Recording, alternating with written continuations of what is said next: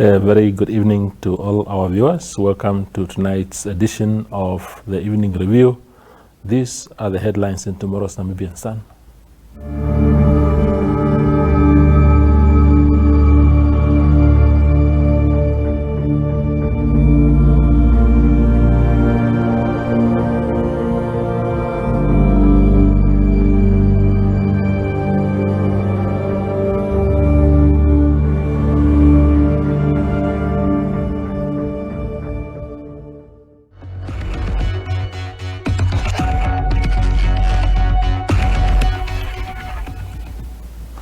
Tonight, we welcome back to the show former Prime Minister Nahas Angula as a liberation struggle stalwart to engage us on some of the current affairs, especially those relate to the ruling party Swapo, for which he is a veteran. Welcome back to the show, former Prime Minister. Thank you, Mr. Rivera, for having me here. Yes. So, from the sidelines, thank you for coming because, first and foremost, because you always answer our calls whenever we seek views on certain things, unlike many of your comrades in the ruling party. So at least you are brave enough to always come around. Maybe it's because... No, because I'm a teacher. Oh, you're a teacher. I like to engage the public. Oh, wonderful. Yeah. Exactly. Yes. So, tell us about, so there's been a lot of developments, a lot of things that generated news in the ruling party lately. The first one was the appointment of a new think tank. What was surprising for many of us is that the term of the previous think tank had not ended, and then it was disrupted, and then a new think tank was brought in to steer the party from whatever point of view until Congress next year. What did you make of that development? Well, a think tank, people are in the think tank as volunteers. Yes. It is not something from which you earn something. Yes. You are just there to serve the party. Perhaps the previous think tank didn't deliver. I don't know why the appointments were shortened. Of course, it's the prerogative of the party leadership to appoint those people if they believe that they can deliver. Yeah. So if the previous one didn't deliver, perhaps this one's going to deliver. I don't know. Yeah. I don't know many of them. I only know few of them. Yeah, sure. Yeah. So from my perspective, and I could be wrong, but that is my view, there's actually a big gulf between the previous think tank compared to this one. This one has people that we know are experts in certain areas. A lot of them are leaders of public enterprises. Obviously, you don't become one if you do not possess a particular set of skills. While the previous one had a lot of people that you would argue were loyalists to the president or to the team that won at the last Congress. Some of them from the Youth League who do not really have known expertise in some areas. Do you think this new regime of think tank is a realization that this is time now to get the party serious and not just to reward loyalists?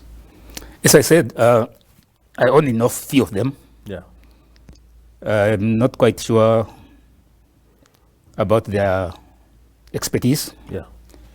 I'm not quite sure about their experience. I'm not quite sure whether they have the Swapo culture. But those who identified them have seen something in them. Yeah. What we cannot do is to wish them well. Yeah. What I saw was a bit missing. It's actually the activist whom we call royalist. A party is there to serve certain interests. And you cannot ignore the interest, for example, of the youth, the unemployed, people who are living in shacks, in informal settlements, or similar type of people. it could have been nice to mix them.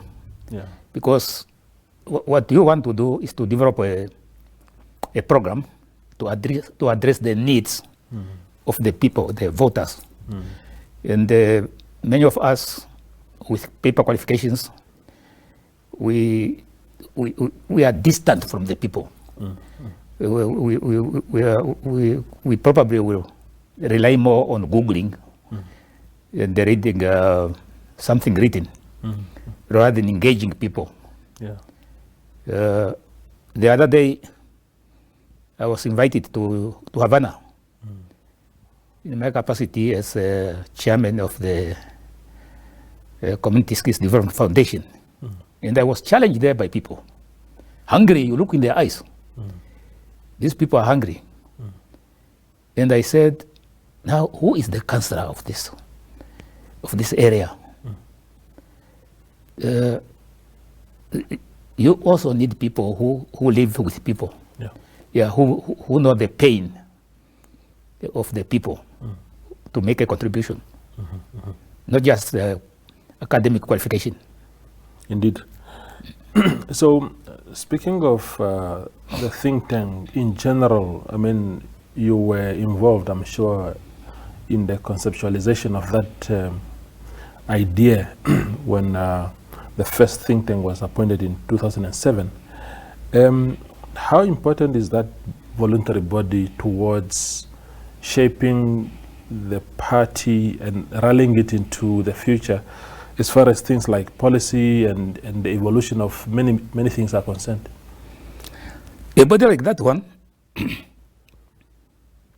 could serve a useful purpose, provided that people are able to understand the needs of the people at a grassroots level, and also to fully understand the aims and objectives of the Swapo party, so that they are able to articulate a program to say, if we say Swapo party is there for social justice,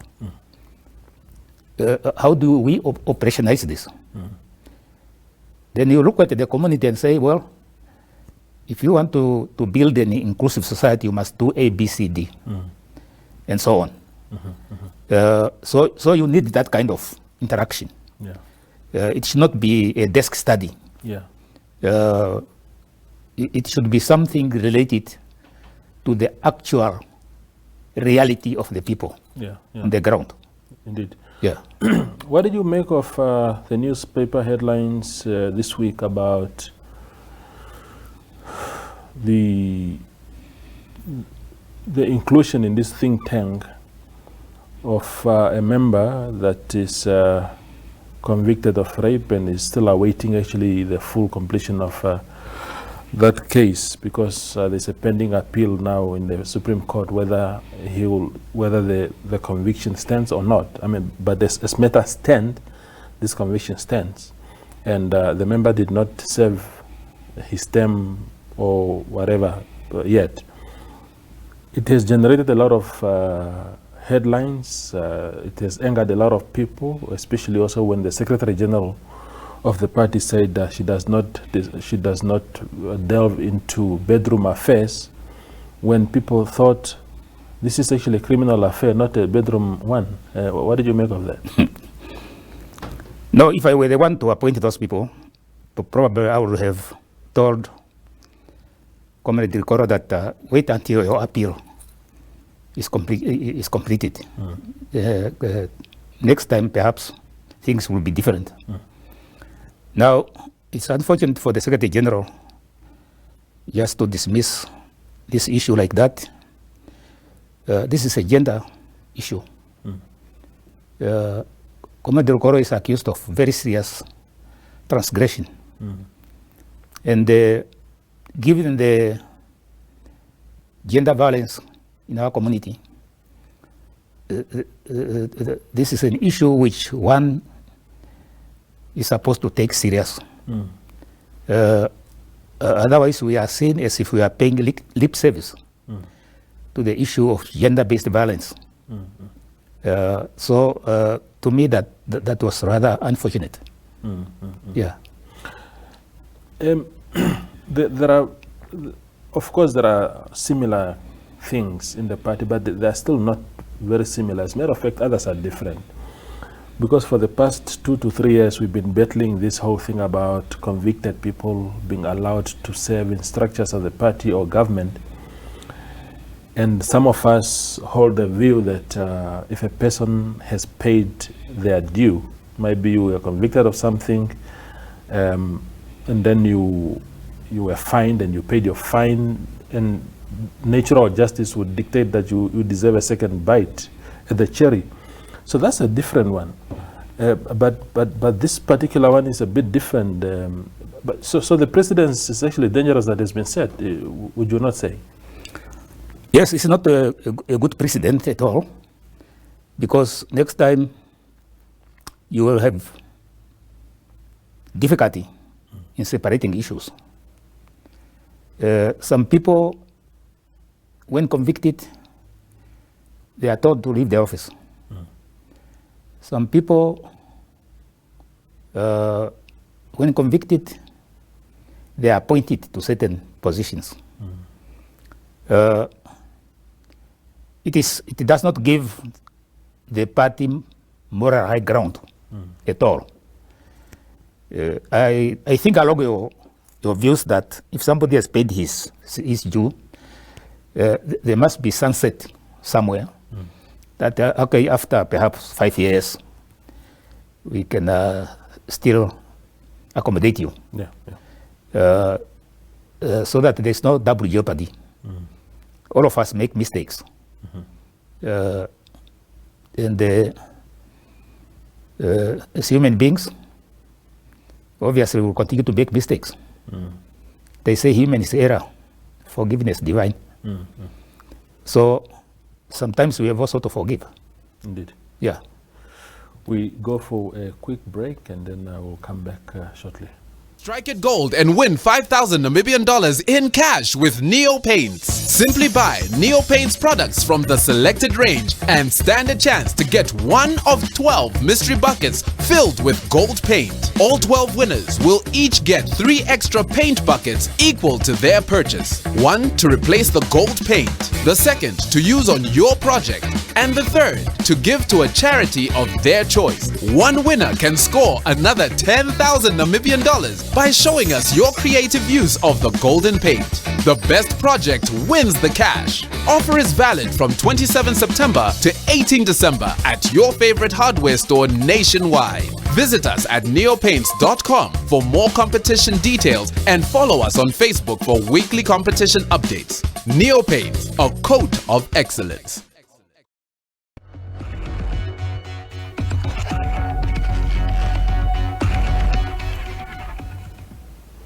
We continue our conversation with Nahas Angula, former Prime Minister, who considers himself now just as a citizen. You're a citizen and you are following things. Another thing that I wanted to engage you on really is the explosive opening of the Swapo Central Committee meeting last weekend by the President. It has also set tongues wagging. The President, first and foremost, said that the morale within the party and within that particular structure of the party seems to be at its high time low. What do you attribute that observation to? I was also surprised to hear that. I was not there. I don't know exactly what happened. I don't know how the body language of the Central Committee members was showing, which didn't impress the President. They were not singing loud enough. Yeah. Well, he said that he also talked about the way they are moving, and all that.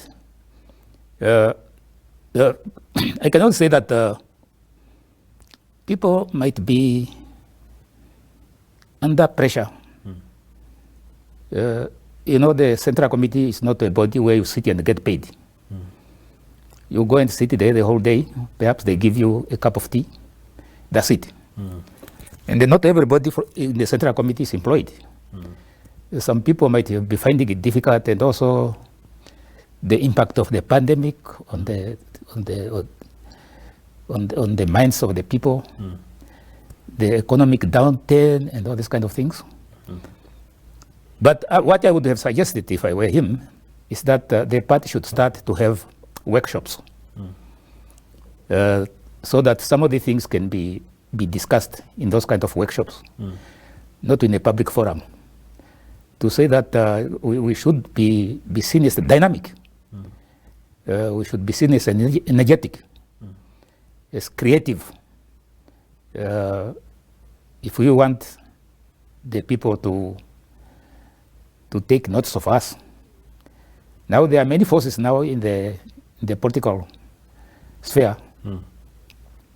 Yobam Panda has made it his business to pick up all the small things and get publicity or something. And Honorable Swapo is doing the same thing to get the public to notice him. Now, if you are just told to imagine in your head members of parliament on the Swapo side, you already recognize few faces there. But they are there. Yeah. Again, I think perhaps it's the capacity, or perhaps people don't know how parliament operates. Again, there is a need for workshops for these new members. Parliament is not some form of employment agency just to sit there. It's a mandate you are given. It's a trust people put in you to save them and to make laws which will serve their interests. Now, if you go there and sit and you say nothing, or perhaps when you make your made a speech, somebody has written it for you. It's unfortunate. It ends there. Yeah, it ends there. Then you are betraying the trust of the people. Yeah. But that is exactly also one of the points that the president made, to say that the MPs of the ruling party are lagging behind in debates. They are sort of losing parliamentary debate battles, and it's not the first time that he mentioned this point. He made the similar remarks last year. Is it lack of understanding of how parliament works, or as I asked someone earlier this week, is it a question of party members not having that high moral ground to debate issues? Because if you talk about, if an opposition member raises a point about poverty, for example, or unemployment in the country, what do you defend there as a ruling party member when that is actually the fact? Well, I have been in parliament for almost, I don't know how many years. And since 1990 to 2013. And I can see that some comrades don't simply read. If you want to generate a debate, you have to stand up and raise issues. In the case when I was leader of the government business in the parliament.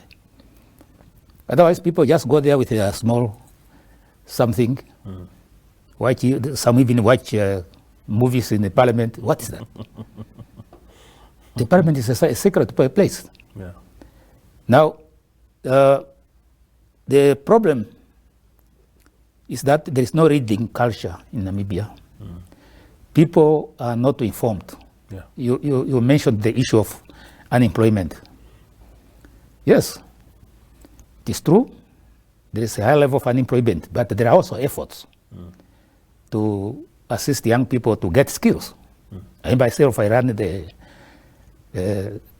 Namibia Community Skills Foundation with 8 training centers all over the place. And it's oversubscribed. Young people come there, they get their skills. Hopefully they start to do something in their own environment. There are vocational training centers. There is the National Training Levy Fund, which is funding all these training programs. Things are happening.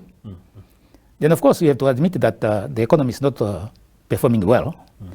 And also the structure of our economy is such that it is so capital intensive that it does not generate jobs. There is a new report written by McKinsey Global Institute. McKinsey is a research company in America. It is indicating that future jobs are actually in the digital sphere. Perhaps we have also to rearrange our vocational training centers to take ICT very seriously, so that young people can get these skills and use them to their own benefit. Indeed. Yeah, so there are many things which can be done. There are many things that can be done. And the example of Christine Boma and the Masilingi tells you that there are latent there are people who are gifted in certain things. Some perhaps in sports, some perhaps in the culture, and all that. But I don't see institutions which are dedicated to address things like sport proper, something like that, so that you have many codes there, and the young people try out their luck. Perhaps some of them are good at netball, some of them are good at boxing, some of them are good at whatever. It's interesting what you're saying now about sports, because we have our two soccer stadiums in Windhoek, Sam Nujoma and Independence, are closed down. FIFA, the football governing body, has instructed that they're not at the standard that they can be used and host international matches. Our football matches for the national team are played in Johannesburg. This is, I can hear all the things about how the economy is this and all that. That cannot be excusable. Young players cannot play. I mean, our league, our football league, our local football league is dead. Nothing is happening. This is negligence. What do you say to things like that? Surely, so you said it borders on negligence. Now, is it cheaper to go in the high stadium in South Africa and sleep in a South African hotel than rehabilitating your own sports fields? In the long run, I think it will be cheaper to rehabilitate your sports facilities and keep people at home and give opportunity even to those who are not playing in the leagues, but at least they have somewhere to go. Exactly. or something like that. So I don't know why this is it is so neglected.